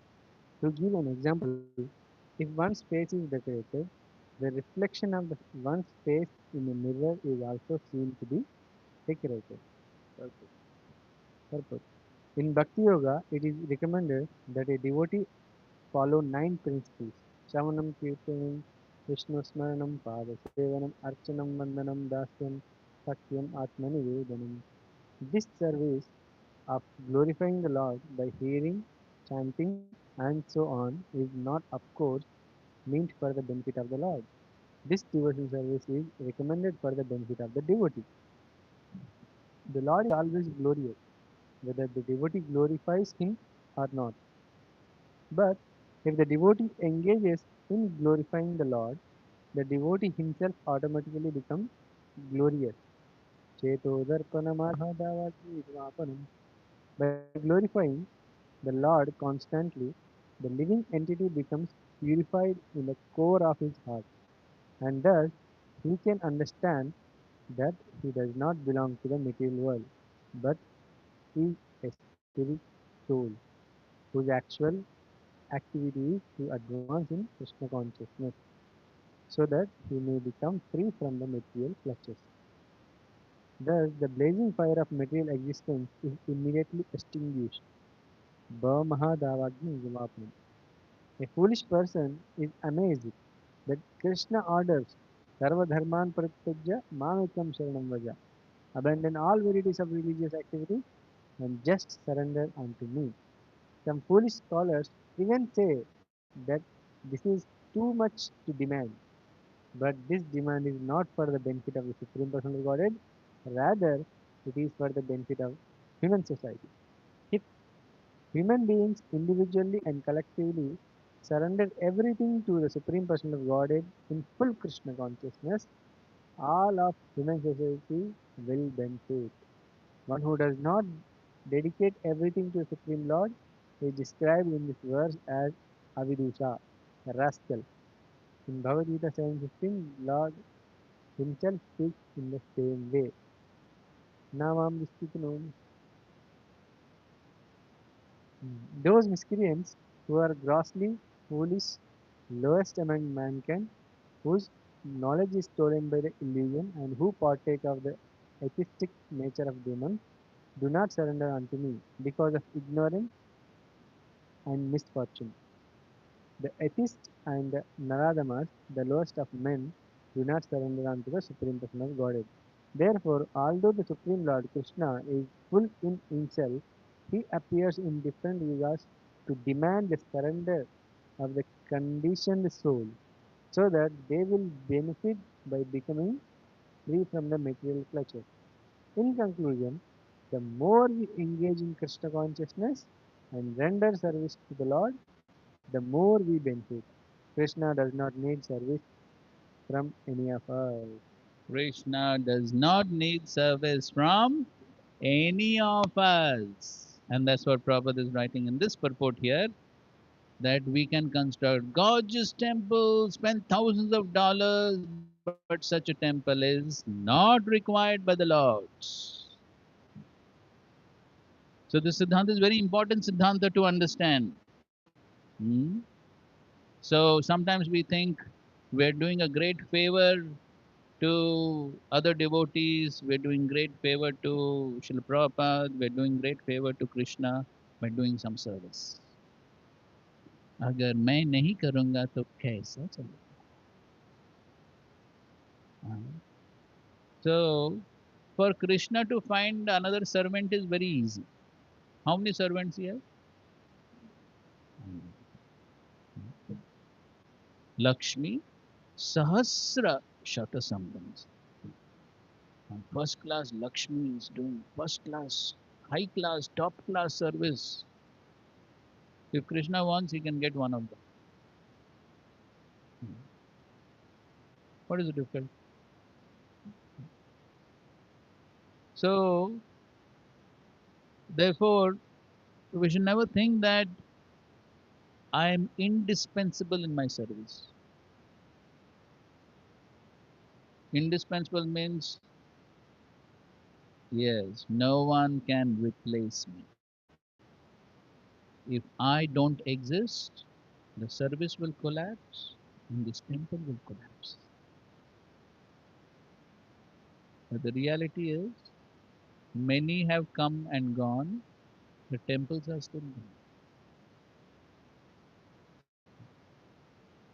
So, therefore, we should not be in this illusion. We are not doing favor to anybody else by attending the Mangalarti, by chanting Hare Krishna on the beads, by attending Guru Puja, by attending Bhagavatam class, and by rendering our allotted services. Who is getting benefits? We ourselves.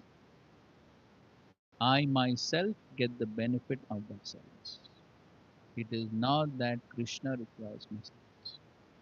Of course, the managers and leaders, they should not think like that.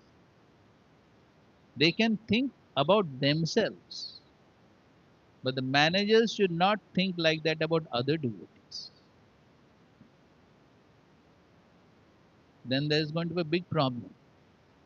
If managers think like that, there'll be a big problem.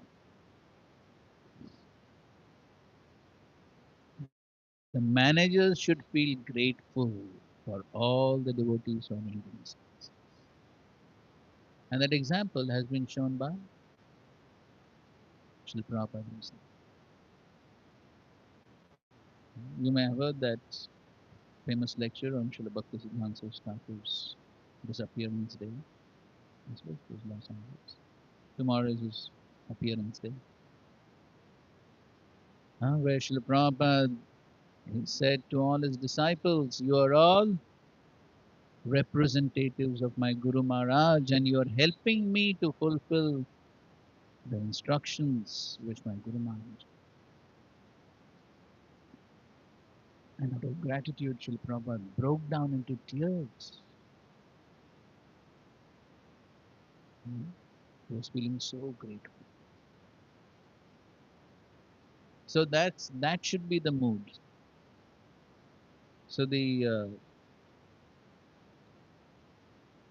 principle of gratitude is that when somebody does even a small service for me, very insignificant, I remain grateful. But if I do even a big service for somebody else, I should forget that. That is principle of gratitude, not the other way around. So therefore, so we definitely need to be grateful for all the services which everyone else is doing for me, by which I'm sustaining my Krishna consciousness. That is the right attitudes. I should be grateful for everyone, towards everyone. But as far as my own service is concerned, I should think this way. Nobody requires my service. Who requires? I only require. I require to serve so that,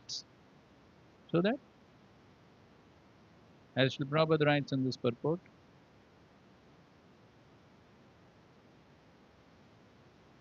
if we somehow or other, the last sentence, very important, if we somehow or other receive blessings and benedictions from the Lord, our consciousness can be purified and we can become eligible to return home back to God. So, so therefore, Prahlad Maharaj, as we know, that Prahlad Maharaj, he is being told to offer praise to the Supreme Lord, right, to pacify Lord Narasimhadev. And Prahlad Maharaj is saying, what is my qualification? I'm Ugra Jate, I'm born in demoniac family. What is my qualification? But he's saying, but this service is not because the Lord requires it. It is for my own purification, for my own benefit.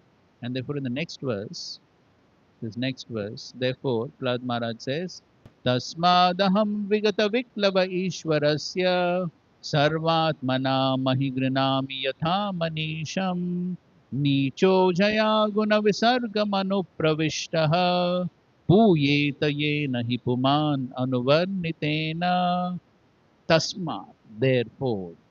So the previous verse is connected to this verse. So in the previous verse he said, Lord does not require my service, Lord does not require my glorification, I require it. So therefore he says, Tasmad, therefore, aham vigata viklava ishwarasya. Therefore, I will give up my hesitation to do the service of glorifying the Supreme Lords. Because even though Nicho Jaya, even though I'm born in Neech family, Guna Visargam, totally influenced by the lower modes, but still I will do this service. For what? Puyeta.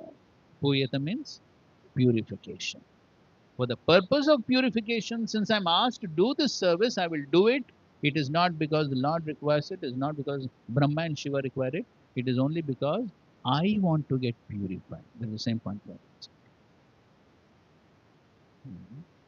So the translation of the verses read, therefore, Therefore, although I was born in a demoniac family, I may without a doubt offer prayers to the Lord with full endeavor as far as my intelligence allows.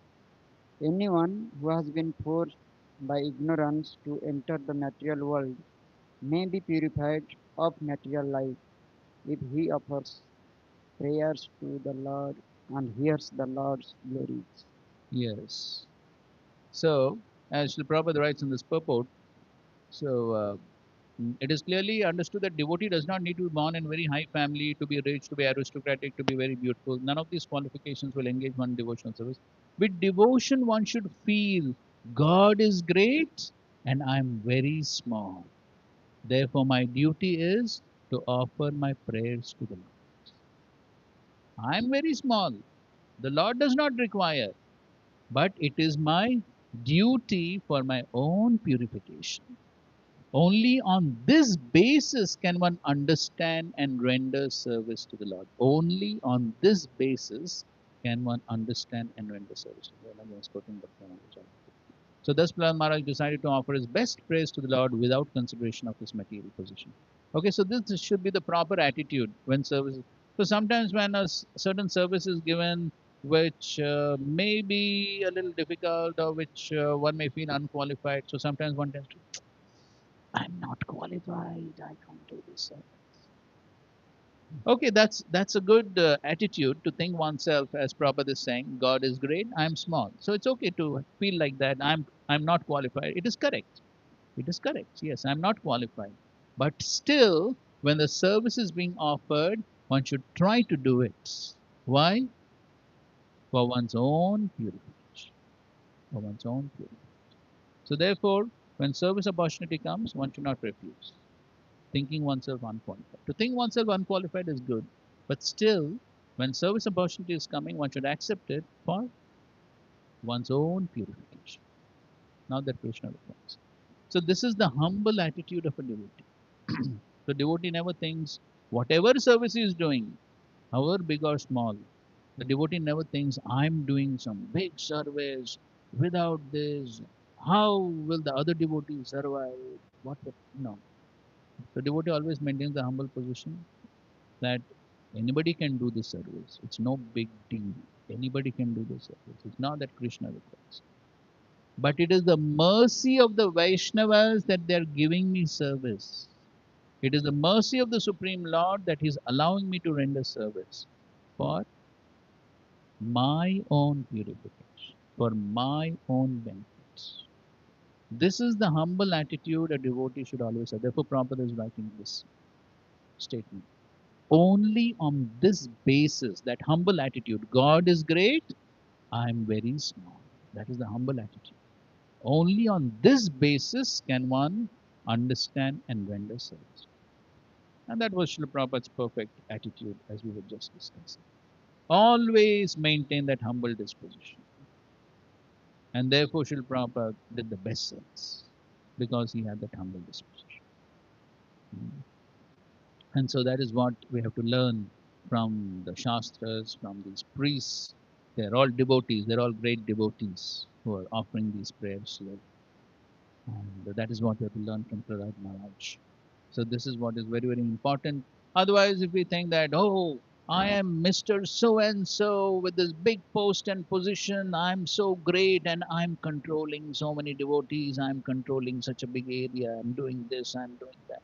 If one becomes proud and then one thinks, I'm doing such an important service which nobody else can do, then when there is pride, the next thing that will happen is, huh?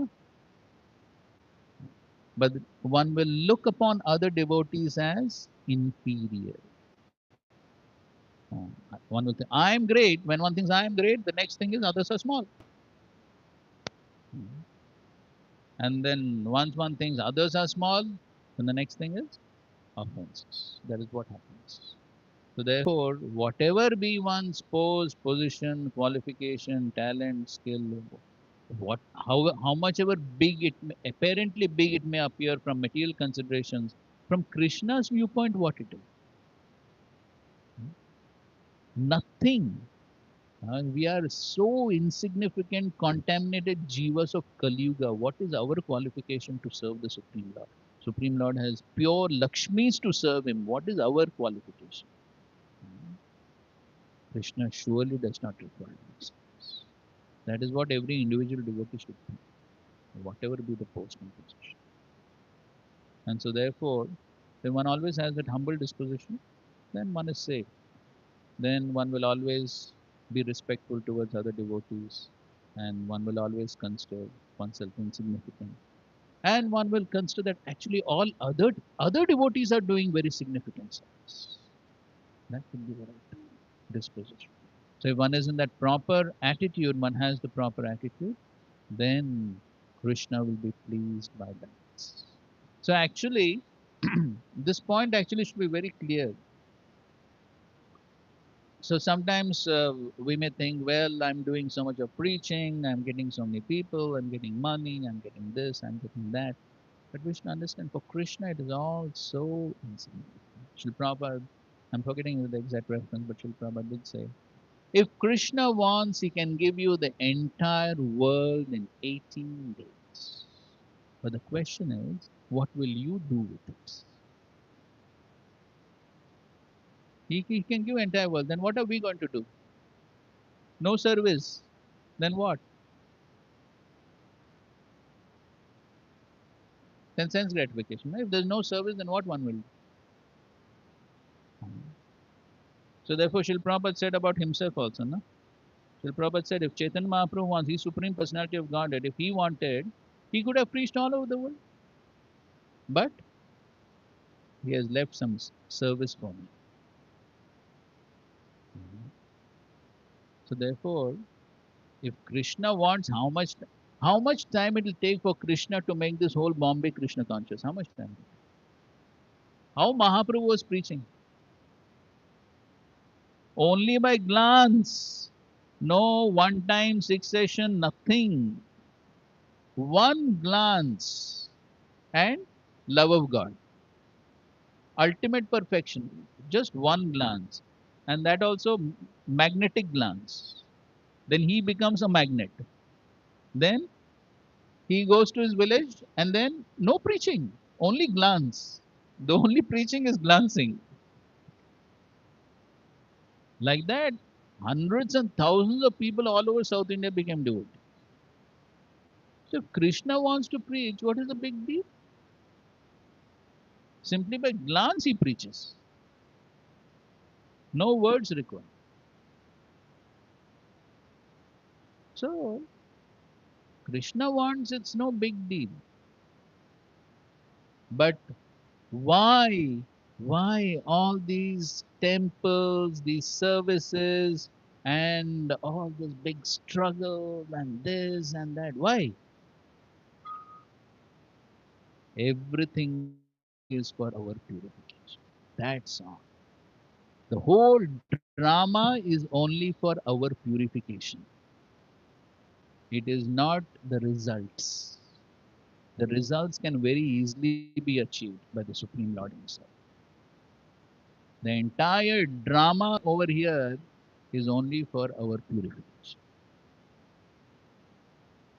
So, therefore, all the struggles and the difficulties. So, sometimes devotees will say, Arey, why Krishna has made it so difficult? Why doesn't he make it a little easy?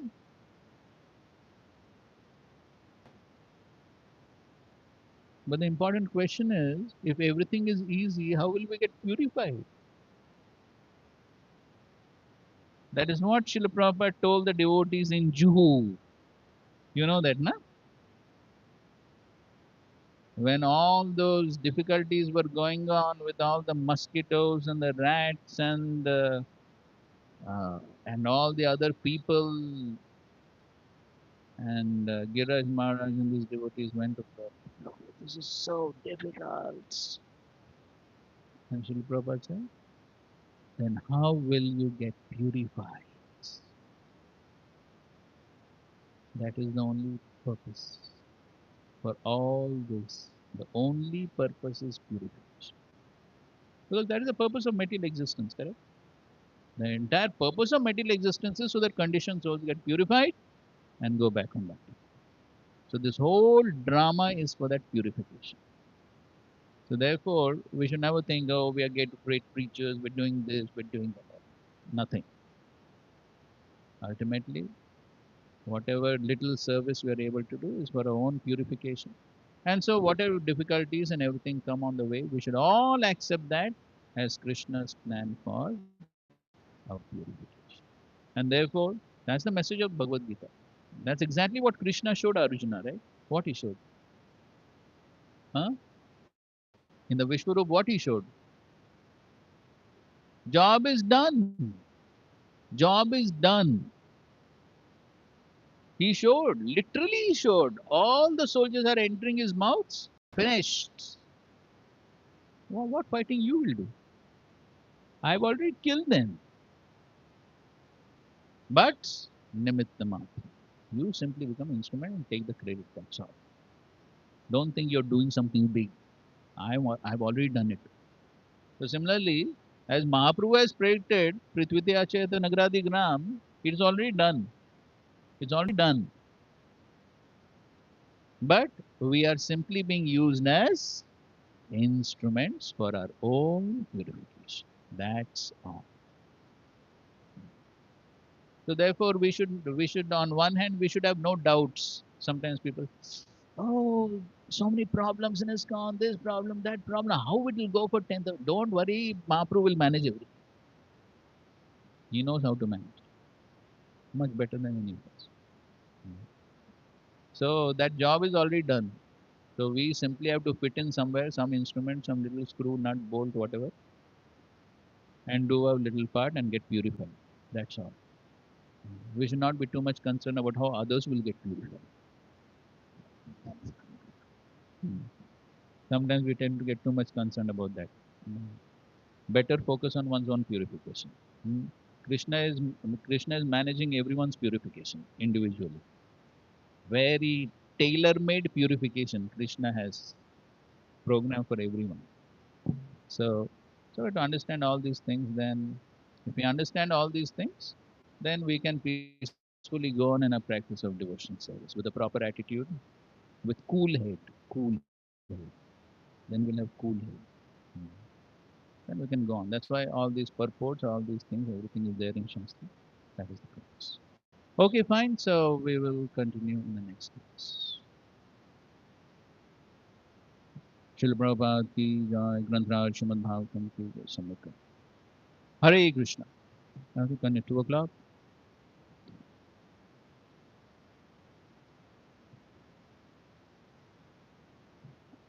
ठीक है